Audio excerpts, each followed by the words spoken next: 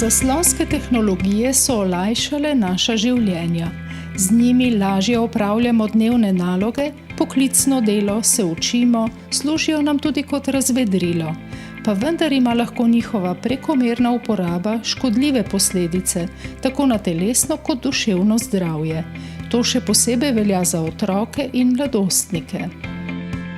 Mnoge organizacije izvajajo programe, katerih namen je zmanjšati uporabo zaslonov in nasloviti številne izzive, vezane na uporabo zaslonskih tehnologij. Med njimi tudi oblike zasvojenosti, ki nastajajo v povezavi z uporabo zaslonov. Pa vendar se uporaba zaslonov povečuje, s tem pa tudi izzivi, ki jih le-ta prinaša. Prav zaradi tega je konzorcij vsebinskih mrež, v okviru katerega sodelujejo Mreža za otrokove pravice, Mreža NVO za vključujočo informacijsko družbo in Mreža NVO 25x25, organiziral okroglo mizo, katere namen je izpostaviti najpogostejše vzroke in posledice uporabe zaslonov pri otrocih in mladostnikih ter zbrati nabor ukrepov za učinkovitejše naslavljanje problematike.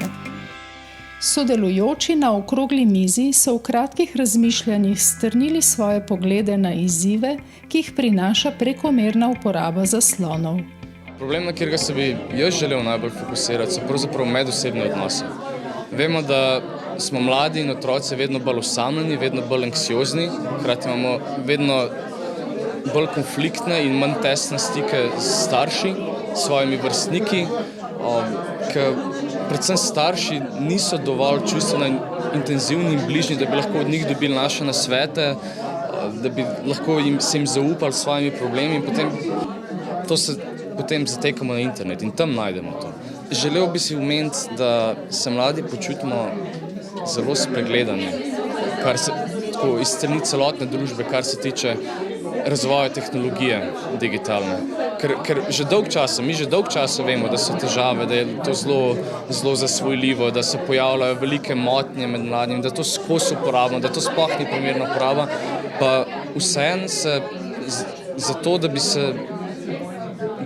se to razumevanje nekako razvilo, da bi se naredile prave omejitve, prave smernice, do zdaj ni zgodilo prav veliko.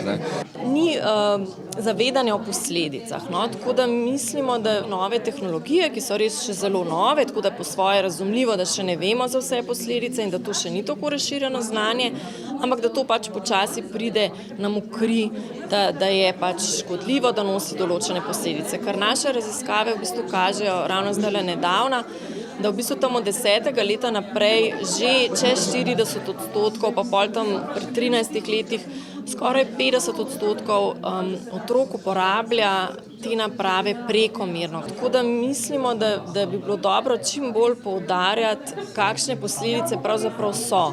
Da nismo tako nekritični in dajemo napravo z zaslonom, recimo telefon, tablico svojemu otroku vsakič, ko mu je dolgčas, ko mu je težko, počakati v vrsti, ko noče jesti v restavraciji, noče biti pri miru. Ko se bomo enkrat zavedali, da to v bistvu za njegov razvoj zelo škodljivo, bo to pač družbeno postalo potem manj sprejemljivo in mislim, da se bodo stvari potem lahko začele spreminjati v pozitivno smer. Ja, torej moje glavno sporočilo bi bilo, da zares nobena zaslonska vsebina ne more nadomestiti doživetja žive interakcije, po možnosti, ki je zunaj v naravi, z res obkroženimi z množico ljudi in dajmo se odrasli res paziti na svoj lasten zgled uporabe zaslonov, v katerikoli vlogi smo, se pravi kot starši, kot učitelji in dajmo se v svojih okoljih res boriti za to, da otrokom in drugemu podarjamo res obilo priložnosti za ta živ stik, živo interakcijo, ker samo ta nas lahko res osreči in zagotavlja neko celostno naše zdravje. Se mi zdi, da smo starši v enem takem zelo izzivajočem obdobju, kjer nekako moramo ohranjati to zdravo kmečko pamet, ki so nam jo naši starši v bistvu nam jo dali skozi vrednote, skozi življenje, kar so nas oni naučili. In danes živimo v popolnoma drugačnem svetu, kjer se moramo prilagajati popolnoma novim sistemom in biti spet in starši in vzgojitelji naših otrok, ki pa živijo v tretjem svetu in da v bistvu poskušamo v vseh teh relacijah najdeti in življenjih najdeti neko ravnovesje in predvsem ohraniti zdrav razum, kar pomeni, da ja, prekomerno ni dobro, da najdemo neko ravnovesje, da smo še vsem prijatelji tem otrokom, ker se mi zdi, da če pogledajo, če enkrat, ko stopijo zunaj hišnega praga, da imajo ogromno stresnih trenutkov in mi starši moramo skozi take lepe, nežne rokavice jih popeljati po neki pravi poti. Problematika ali pa tema je široka. Se mi zdi pomembno jo tudi široko najprej zaobjeti, pri čemer je pomembno, da ne zanemarimo glasu mladostnikov, otrok, seveda strokovnjakov različnih polij, ja, medresorsko, medinstitucionalno, sistemsko, ja, pomembno, ampak da hkrati ne pozabimo na dva druga dela še. Prvi del je del, kjer se je potrebno zazreti malo v ogledalo kot odrasel človek, in drugi je ta odnosni, ne samo v šolstvu, splošno v družinah, v drugih delih sistema.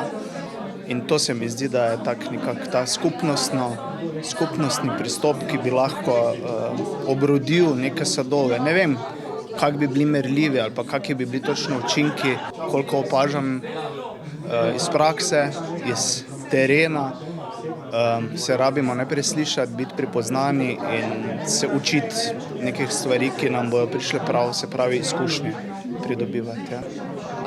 Ključno se meni zdi pri uporabi zaslonskih tehnologij to, da se zavedamo, da je to orodje, ki ga ljudje uporabljamo in ne more nadomestiti določenih ali medosebnih odnosov ali skratka nekih drugih vidikov našega življenja. In dokler bomo to zavedanje nosili s sabo in vlagali v žive medosebne odnose, skratka skrbeli za svoje zdravje, telesno in duševno in hkrati si s tehnologijo pomagali na način, da nas bogati, potem nas ne bo ogrožala in skratka tudi ne bo povzročila težav.